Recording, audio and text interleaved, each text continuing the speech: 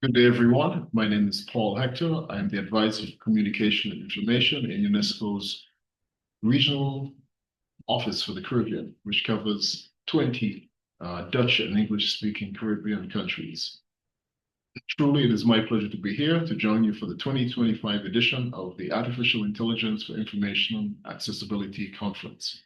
Over the next few minutes, I'll be sharing with you information about an exploratory survey that the UNESCO Regional Office for the Caribbean in Jamaica is conducting to understand how artificial intelligence is impacting the Caribbean's creative sector. This study is part of our efforts to implement the Caribbean Artificial Intelligence Policy Roadmap. The Broadband Commission, the Broadcasting Commission of Jamaica, and its Executive Director, Mr. Cardinal Green, who is also a Vice Chairperson for Latin America and the Caribbean within UNESCO's Intergovernmental Information for All program, were instrumental in the Caribbean AI initiative, which led to the development of the Caribbean Artificial Intelligence Policy Roadmap. Now, this survey, which aims to contribute to the roadmap, will help us design programs to address challenges impacting authors and poets across the 20 Dutch and English-speaking countries that we serve. Well, without any further ado, let me get into my presentation. So first of all, let me give you some background on the Caribbean Artificial Intelligence Policy Roadmap. Now, this roadmap is the result of extensive research and consultation involving over 1,000 experts and institutions across the Caribbean, in particular the 20 Dutch and English-speaking countries that we serve. Now, the Caribbean AI Policy Roadmap aims to help the region to unlock benefits of artificial intelligence and to use AI responsibly to support the sustainable development of the region's economies, societies, and of course, the environment. Now, this roadmap also supports the implementation of UNESCO's recommendation on the ethics of artificial intelligence.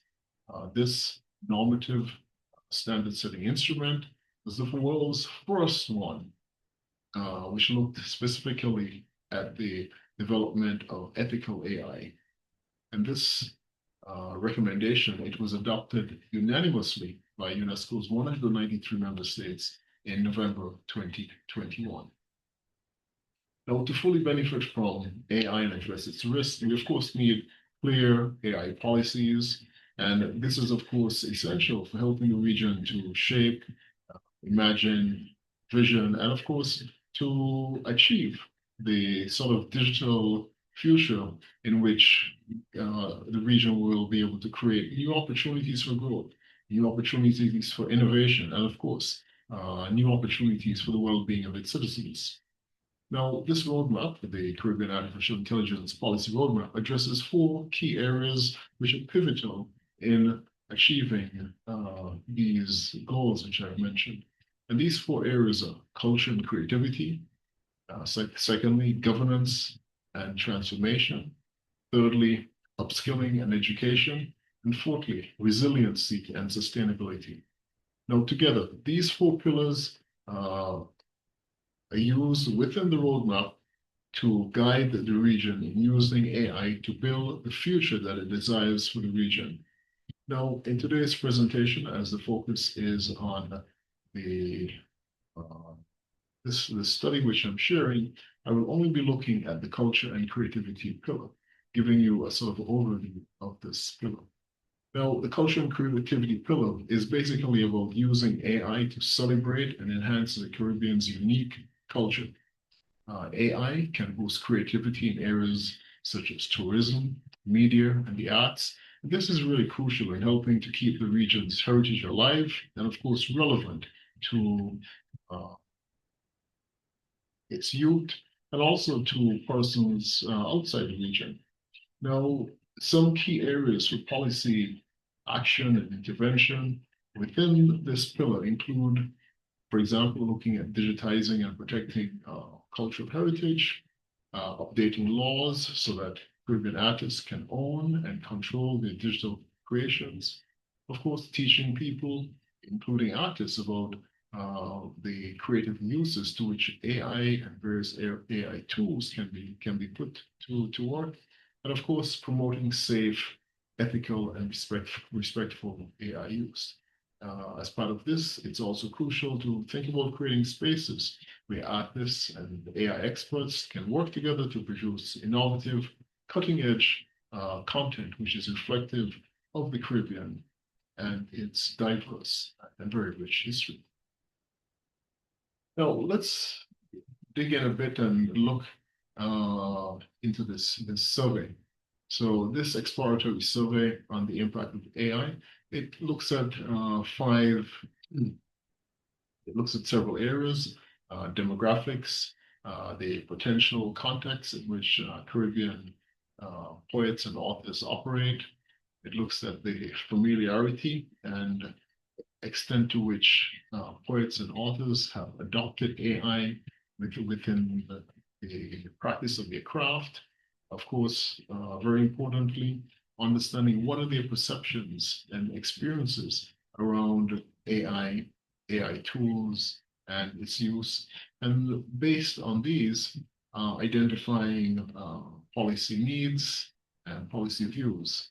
Now, I must say that this survey is pretty much the first step in exploring the culture and creativity pillar. So in many ways, the information that we're gaining will help to provide a baseline. And so, as I said, what we expect that it will help to unearth is just how Caribbean authors and poets both in the region and also in the diaspora are interacting with AI, how they feel about it. And in addition to the survey, which is being disseminated, we're also conducting one-on-one interviews to gain deeper insights and to hear in greater depth from individuals, their perspectives, their interactions with AI. And this is, of course, very important because it helps us to understand not just who these Caribbean authors and poets are. It helps us to gain insights into how they work, how much of their livelihoods come from writing, to understand the languages they're publishing, which again points very much to issues around diversity, cultural influences, and importantly, how they are engaging with artificial intelligence in its various forms.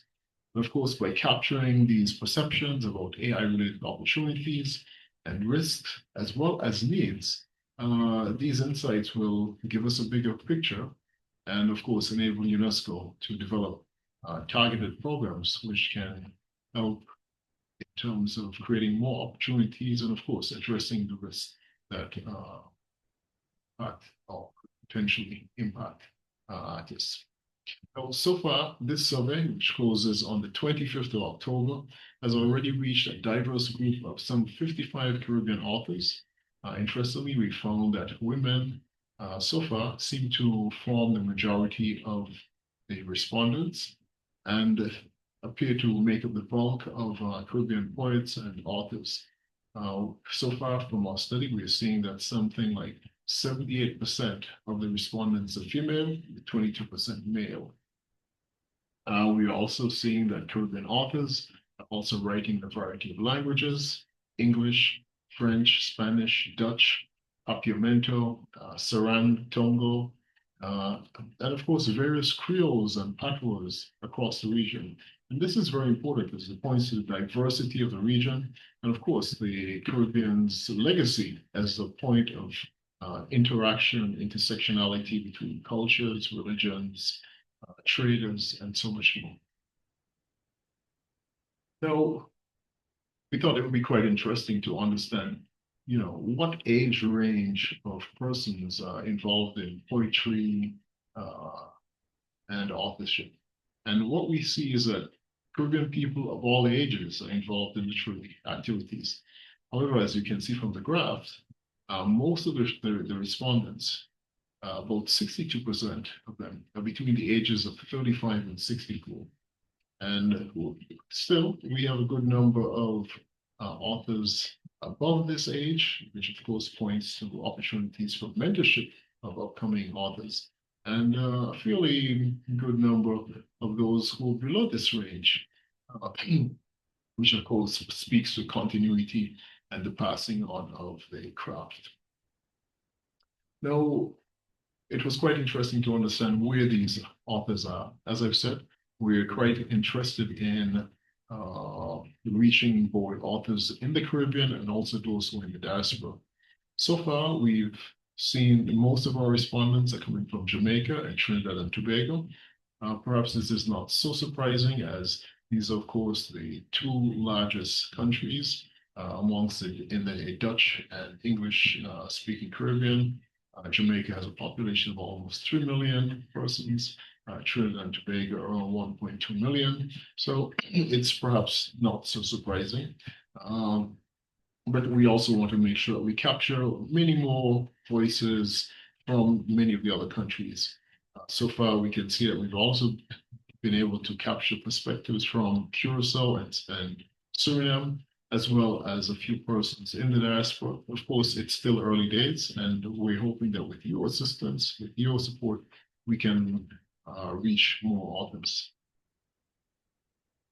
Now, we also thought it important to understand what was the level of commitment that these authors had to, and poets had to practicing their craft. And what we see here is that more than half of the poets and authors in the study have been writing for more than a decade.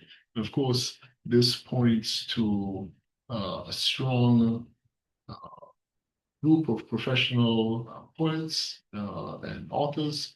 And we also see that many of these poets and authors belong to writing associations. So this points to the potential for continued growth in this sector, and of course, the ongoing professional development of persons in this area. We thought it was very important to look at the income that these authors and poets were generating from their creative activities. Of course, authors and poets are part of the economy, the orange economy. So I think this is potentially an important barometer of this economic aspect. And of course, as we look towards the future and understanding how AI might impact these things, this is, of course, a very important area. Now, for easier comparability across the Caribbean islands, which are, of course, different in terms of their size, per capita income, etc., and for comparability with authors from the Caribbean living in the diaspora, we thought it would be easiest to explore earnings from poetry and authorship as a percentage of the overall income of the specific author poet, rather than looking at a specific number. However, when we look at their incomes, what we see is that most authors in the survey earn less than 10% of their income from writing or poetry. This was a bit surprising, as quite a number of the authors and poets have been practicing their craft for more than 5 years. However, we did see that there's a small but notable group of poets and authors, about 13% of those who were surveyed, who earn more than 50% of their income from literary related activities.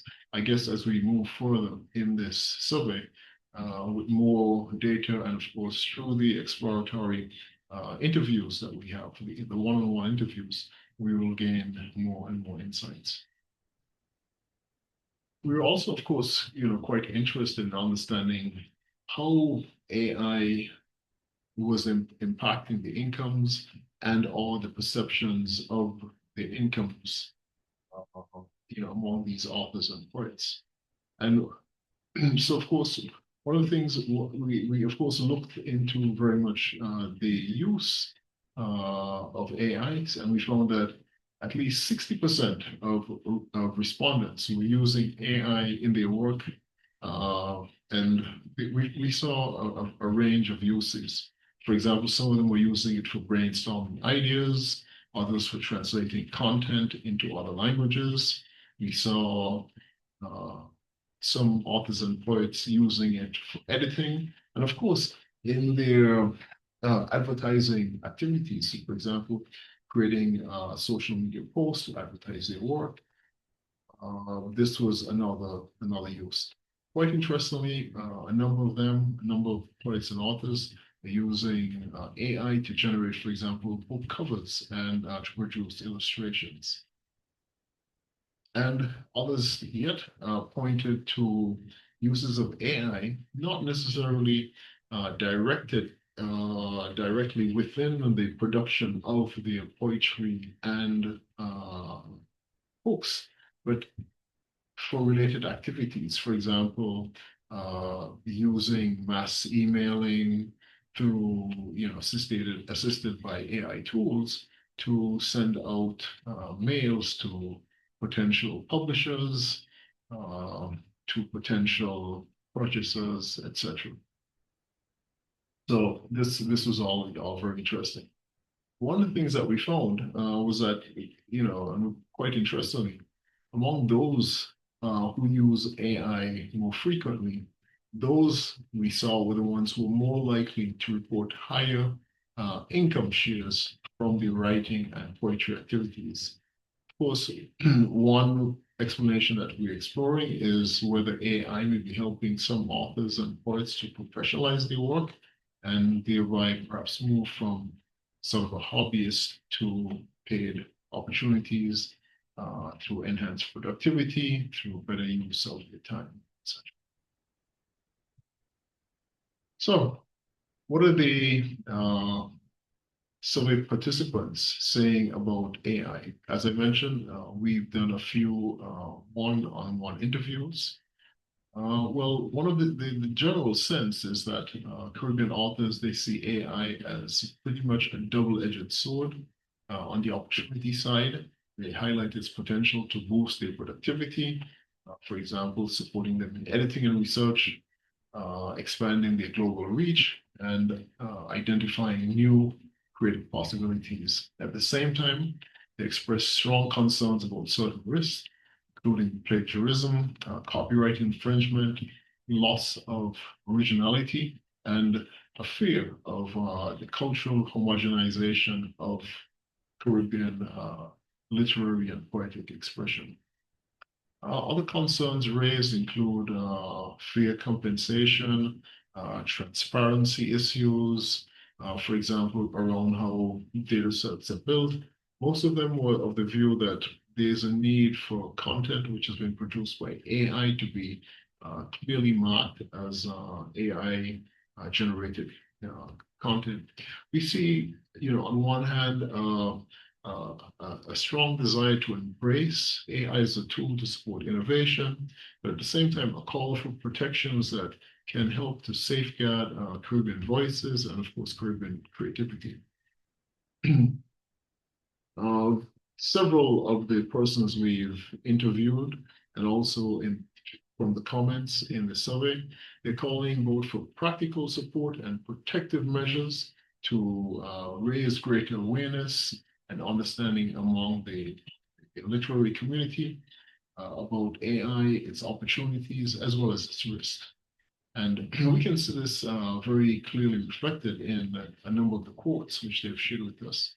So, for example, one author mentions that the most promising opportunity that AI offers Jamaican authors is the ability to create mini movies based on their stories. So again, AI opening up new possibilities, new fields of endeavor. Another one mentions AI systems often generate content based on global data that overlooks or misrepresents Caribbean history, dialects, tradition, and perspectives. So again, concerns about misinformation, disinformation, along similar lines. Another author expressed the concern that AI could promote cultural homogenization, and others, here's a comment that the language Caribbean people use is unique to Caribbean, and AI is not skilled enough yet to pick up the nuances of how we speak. So again, perceived challenges around how AI could adequately reflect the nuances of Caribbean culture. And here we see another one. AI makes me more productive. saves me time and helps me learn more. So I'm sure as we continue the survey, we will be seeing more and, of course, getting deeper insights into what's happening. Well, our target in this survey is to reach about 250 authors and poets, as I said. So far, we have been able to interact with 55 persons. The survey closes the 25th of October, 2025, and we would really, really like you to help us spread the word. Encourage you to click on this QR code here, and you can share the link by WhatsApp with persons in your network, poets, authors, etc. This would be really, really very important in terms of helping us to better understand the circumstances of Caribbean authors and poets, and of course, work with them, support them in developing evidence-based responses to their needs and in helping them to seize the various opportunities that AI. Thank you for the opportunity. Here on the screen, you can see my contact details. Please feel free to reach out, and here again, you have the QR code. So with this, I thank you very much and look forward to interacting and hearing from you.